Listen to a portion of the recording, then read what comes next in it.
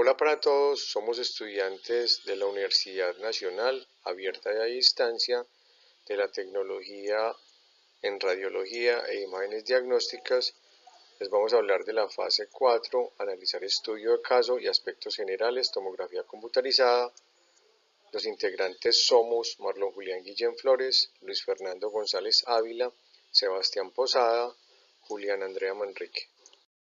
En la tomografía computarizada se utiliza un sistema de escala de grises o unidades Hounsfield, las cuales describen cada tejido anatómico. En estas dos imágenes hacemos una descripción de las estructuras anatómicas basadas o utilizando la escala de Hounsfield.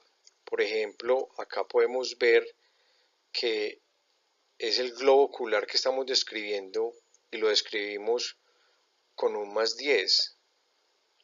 ¿Por qué un +10? Porque como vimos en la tabla anterior, ya tenemos una escala creada o ya se creó una escala para describir cada estructura anatómica. Digamos en este caso, en esta parte de esta tomografía, podemos ver que es un Hounsfield +10 porque es una masa. Igualmente podemos ver que la calota ósea la escribimos como +1000. Todo esto basado siempre en la escala Hounsfield. Continuando con el caso clínico, vamos a definir la tercera pregunta, que dice, en tomografía, ¿qué es un píxel, qué es un voxel y qué representa cada uno de estos? Podemos decir que un píxel se puede definir como los pequeños componentes cuadrados que se organizan en una fila o en una columna. ¿Qué quiere decir eso? ¿Qué significa? Que esa representación es un tamaño igual en una imagen de un paciente, ¿sí? Para luego ser visualizada en un monitor. ¿Qué va a representar un píxel? El píxel representa como ese volumen del elemento, es decir, un voxel. Para definir qué es un voxel, podemos decir que es la unidad cúbica que compone una imagen tridimensional, es decir, que es esa área pequeña de la imagen, la cual tiene, cuando se hace un corte, va a tener una altura, la cual está determinada por su anchura, y que representa el área pequeña de una imagen.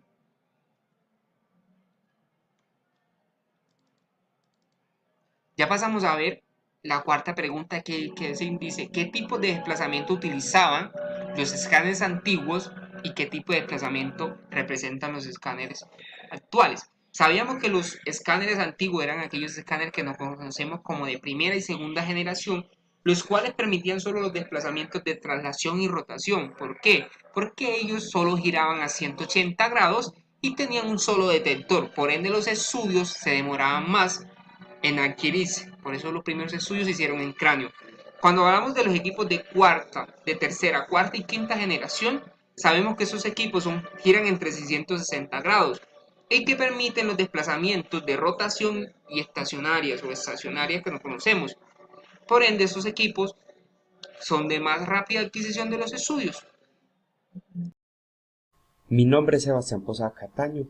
Les voy a hablar de cuáles son los tipos de reconstrucción que se pueden realizar en tomografía y les voy a explicar cada una. Hay 4 tipos de reconstrucciones que son el MPR o reconstrucción multiplanar, que es esta, que consiste en la edición de una imagen que va a pasar por un camino que previamente hemos trazado. Esta es en 3D.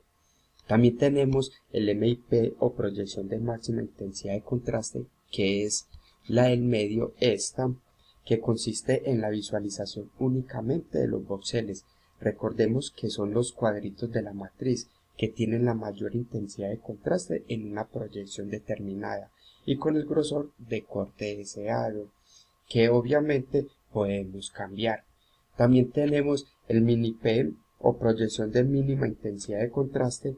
Esta nos permite visualización del voxel con menor coeficiente de atenuación en una proyección previamente determinada. Nos permite visualizar estructuras de densidad baja como es la vía aérea. Y por último tenemos el volumen de rendering. Es una reconstrucción 3D, es la más vistosa, es de gran ayuda, pero se considera la más artificial, ya que se le puede asignar colores dependiendo de los valores Hounsfield.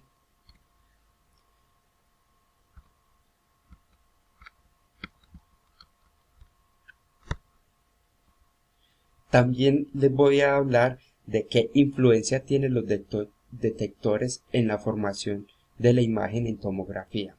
La imagen en tomografía se obtiene de la siguiente manera: un tubo de rayos X y un detector giran alrededor de un paciente obteniendo múltiples proyecciones de una misma sección. Después de un proceso en un ordenador se presenta una imagen que representa un corte axial, o sea que corta una rodaja del paciente, como lo podemos observar acá en la imagen. Muchas gracias. Buenas noches, vamos a hablar de la pregunta 7 de la actividad. Vamos a hablar de resolución espacial, que es la capacidad del escáner de distinguir estructuras muy pequeñas con mayor nitidez, pero esto va a depender del grosor del corte utilizado en la adquisición, ya que entre menos sea el corte utilizado, mayor será la resolución espacial. La resolución temporal es el tiempo requerido para la obtención de datos que permite reconstruir una imagen. Entre mayor sea la resolución temporal, menor será el artefacto por movimiento. Ahora vamos a hablar de la diferencia que hay entre la adquisición de imágenes de manera secuencial y de manera helicoidal. El modo de adquisición de las imágenes en secuencial se van a adquirir separados por intervalos de espacios iguales, ya que el tubo solamente va a dar un giro de 180 grados alrededor del paciente. En el helicoidal, el giro que da el tubo es de 360 grados, entonces vamos a obtener imágenes en espiral. El grosor que se adquiere en el secuencial no se pueden modificar, mientras que en el helicoidal, como tenemos multidetectores que guardan la información, podemos reconstruirla después de tomado el examen. El almacenamiento en el secuencial va a ocupar menos espacio, ya que son menos imágenes, y por el contrario en el helicoidal va a ser más espacio al tener más información en la adquisición de la toma del paciente. Los artificios van a ser de mayor probabilidad en el secuencial, y en el helicoidal van a ser menos por el corto tiempo de adquisición. Vamos a hablar también que los estudios angiográficos no se realizan en el secuencial, ya que no se puede evaluar el paso del contrasto de manera continua, mientras que en el helicoidal sí lo podemos hacer. La dosis de irradiación va a ser mayor en el secuencial y va a ser menor en el helicoidal.